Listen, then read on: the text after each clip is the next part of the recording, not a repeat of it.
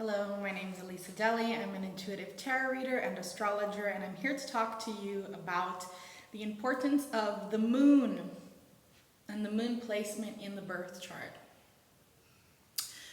So this is part of your big three. So if you're on your astrological journey, you probably know what your sun, moon, and rising are. And today we're going to talk about the moon specifically, why it's important, what you need to know about it, and what it can help you understand about yourself on a personal healing or evolution journey.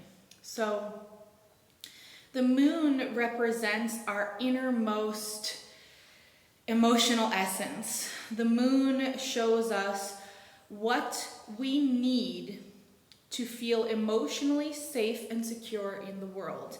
The moon is the way that we behave usually around those closest to us. Our moon sign can be something that's a little bit occulted or hidden from most people that we meet out in the world, and it's kind of a reserved energy that we end up showing only those who we are closest to or who we live in an intimate environment with. Usually when we live with someone, they get exposed to our moon sign and its full spectrum of being, right? So the moon is the way in which we experience our emotions. The moon shows us how do we feel our feelings? How do we interpret the experiences that are happening to us, around us? And this can often help us understand and explain why, for example, siblings who are raised in the same household can often have vastly different emotional experiences of what actually was happening in the household. And part of that can be attributed to the moon sign. So two children can be raised in the same environment and have radically different emotional experiences of that environment. And we can look to the moon sign to help us understand why and how those experiences turn out to be different between those two children. Okay? So your moon, the sign that it's in, will show you kind of the filter through which you feel your emotions, through which you experience your emotions. This is different than the filter through which the ascendant, which is the filter through which you experience everything, right? This is specifically to do with your emotions and the way in which you process feelings and the way in which you feel feelings. The moon also shows us, its placement shows us what we need to feel emotionally safe and secure in the world. So the house that your moon is in is going to show you and teach you something about what you as a soul specifically need in order to feel safe, in order to feel nurtured, and in order to feel protected enough to actually engage with your feelings. Okay, so for example, if your moon is in the 12th house, this is a tough placement to have the moon, and it can show a lot of different things, but on an emotional level, what you need to feel safe and secure with the moon in the 12th house is some kind of either spiritual or artistic creative practice in your daily life, right? If your moon is in the 3rd house, then what you need is to communicate about your feelings. You need an environment in which you can talk, communicate, express, and exchange words about what you're actually feeling. Okay, these are just 2 examples off the top of my head. And we'll get more into it hopefully in videos in the future about each of the houses and the moon placement. Now, the other thing that the moon represents for us is the experience our perception of our mother and the experience we have with her. So it does not show the mother as she actually is, rather it shows our personal experience and the way in which we experienced our mother, okay? So this is a very important placement for us to understand when we're thinking about healing trauma, and we're thinking about healing things from our childhood. We can look to our moon and really see, how did that influence the way in which I perceived my mother? How did that influence the way in which I experienced her, right? And ultimately, wherever the moon is going to show you something about yourself that you need to give to yourself when it comes to taking care of yourself emotionally and energetically. The moon shows us wherever the moon is in our birth chart, this is where we need to mother ourselves and nurture ourselves and give to ourselves.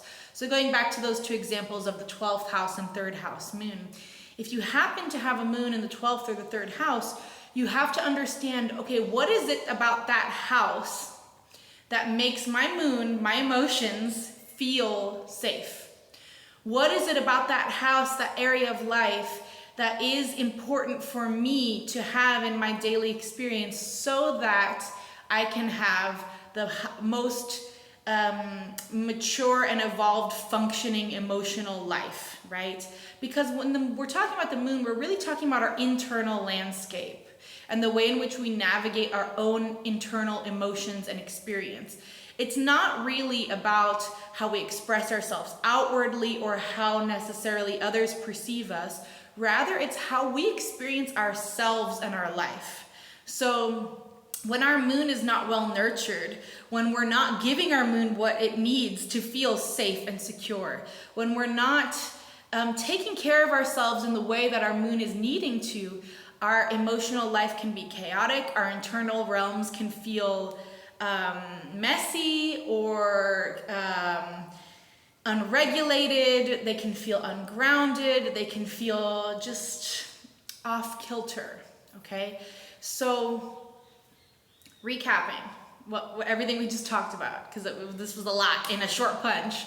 The moon represents not only our emotions, but the way in which we perceive the experiences that we have on an emotional level. It also shows us how we need to nurture and take care of ourselves and what area of life we need to give and nurture to ourselves in order to have the most fulfilling and satisfied internal experience. It also shows us the way in which we perceived our mother, not what our mother actually was or how she actually is in essence, but rather our perceived experience of her, especially in the formative and childhood years.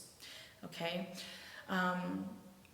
so when we're on our personal development journey, when we're on our healing journey, understanding where the moon is so vital, because once you have that figured out, what it is that you need to feel emotionally safe and secure, what kinds of environments and practices and self-care methods that you need to go about doing to provide for yourself that emotional safety and security, once you can nurture and mother yourself, then it really sets you up for success in all other areas of your life. It sets you up for success on a professional, personal, and interpersonal level. It's the foundation really that we need, all of us, in order for us to then use our rising sign as the pathway to get us to our sun's full expression and our sun's brightness and the way in which our sun, our ego, are the greatest part of us wants to shine and be out in the world. Okay, so I'm hoping that this little video was a short and informative, helpful instruction. If you're interested in a personal reading and a personal birth chart analysis, I'm available for that. If you're interested in just a quick sun, moon, rising interpretation, we can do that also. I'm an intuitive and evolutionary astrologer, so I do look at astrology with a lens of reincarnation. I look at astrology with a soul-centered lens, and I look at astrology as really a blueprint or a map that helps us understand, okay, what is your blueprint? What do you need as a soul? How can we think about tools, systems, and structures that will be supportive for you to be your most authentic, most expressive, and most joyful and loving self? That's the way I approach astrology, is that it's a roadmap that helps us navigate ourselves and our lives so that we can live the best, most joyful lives possible, basically. So if that sounds interesting to you, if you want more of this kind of content, you could give me a subscribe, give this video a like, you could send me an email and we can work together. I would love to connect with you. I'm sending you so much love. Blessings on the journey.